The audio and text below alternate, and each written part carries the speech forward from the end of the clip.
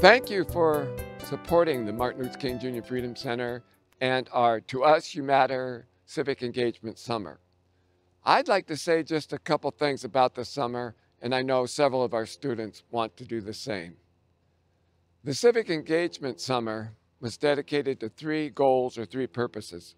Being relevant, the first purpose, is a matter of being of use, to be useful to the family, to the community, to the state, to the nation, useful to humanity. The aspect of how to be useful really matters on your internal strength, because you could be more useful the more that you have compassion and empathy and solidarity and have an affection for those around us.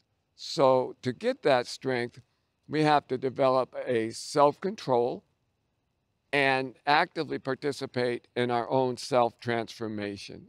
That's the second purpose. You can see how they're related. Being relevant requires us to be transformed nonconformists, to have our nobler side in charge of our whole being. And lastly, the development of bases around the state. We already have several in other cities, and the idea is that the science of nonviolence, particularly Dr. King's nonviolence, grow and develop. The summer began July 1st, and for the first 2.5 weeks, we had a day camp going from 10 a.m. to 3. We practiced extreme health standards due to COVID. The middle of July, we took a road trip organized and dedicated to learning from others about their leadership ways of practicing nonviolence. So we went through the states of Washington, Oregon, and California. We met with tribal nations, particularly the Quinault Indian Nation and the Yurok Indian Nation. We were in small farm towns, farm worker towns, and of course in some other large cities. And we traveled 1,600 miles, had over 300 hours of face-to-face classes based on civil rights and social justice history and the works on the science of nonviolence of Dr. King. Last week, Congressman John Lewis died, and at his funeral, Reverend James Lawson made the point that higher than a civil rights warrior, more well-rounded than a civil rights lawyer, John Lewis was a leader of a U.S. nonviolent civic action movement, and that is going to help create civil rights and voting rights and human rights. That's what we did, and now, please, I'd like to present you with the opinions and ideas of the young people. Thank you again for your support. Something is happening in this country. Something is happening in our world. People are rising up. The mood of insurrection is high.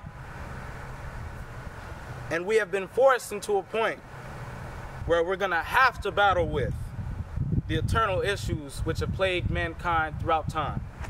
In the end, we will all be judged, not for where we stand in moments of comfort, but from where we stand in moments of controversy and discomfort. We must learn to live with the truth that one cannot live as me, but only as we. We must learn to love and respect all of the different individuals that it takes to make up we. We must change our ways in order to include we. And we must change our ways to make sure everyone is comfortable in saying we. It was never I, the people. It was we, the people. We have the responsibility of making the world a better place. We want justice and reform. So let's stop waiting for others to do it. Self-transformation is not a solo journey. To better ourselves, we must look beyond ourselves, our desires, our cravings, our wants. To better ourselves, we must realize the eternal truth that we do not walk our path alone. Our betterment relies on our willingness to uplift others, observe the ripples of our actions, use those ripples for justice, for peace, join other ripples in our ocean to create a wave, a true movement for enriching every life beyond our own. Explain coaching. What is coaching? Yeah, so coaching is basically, coming from a place of love. Coaching is love. And it's telling someone, when they can speak up, telling someone how to change, the way that they express their emotions, or changing the way that they study or present themselves. And it's slow, it's gradual. It's part of that conduct change that King was talking about, because he mentions the 3 C's. You have your conduct, you have your character, and you have your consciousness. So as long as you can work on your conduct, and that's when you're coached, you can expand your character and work to have a higher consciousness. I agree. W.E.B. Du Bois says that criticism is the safeguard of democracy. And we must criticize those in power. And even in our founding documents, we say that, if these things are not the way we wish them to be, we have the right, we actually have the duty to change them. Be quick to speak up when there is silence, because silence is deadly. We must speak up about the things that matter, because when we don't, we no longer have our spiritual power. We are selfish when we don't speak up, because those words are powerful enough to save people and make changes. You may have fear of your own voice, but do not expect people to hear your anger and frustration if they have nothing to listen to. You may believe in societal stereotypes that take away your ability to take action, but do not expect the world to change. We live in a society that has it backwards. We believe that the world would change by itself over time, leaving the world and ourselves stagnant. We cannot wait for something to happen by itself, but we must work hard toward that change.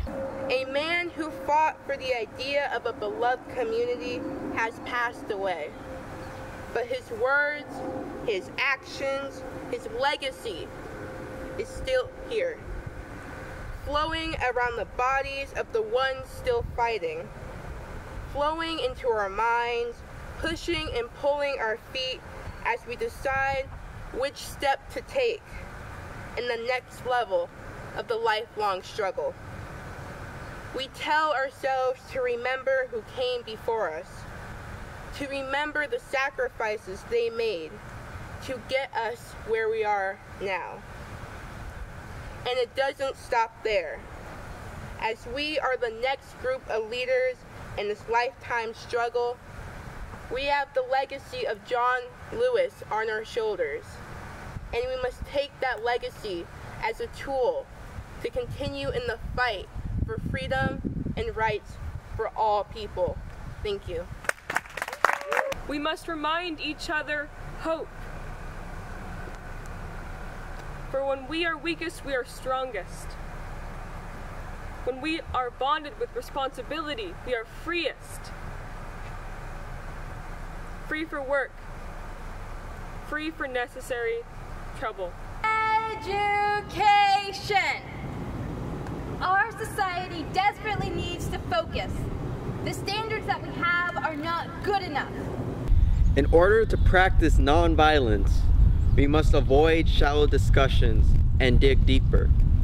If we engage more in meaningful discussions, we are able to find how to develop our character.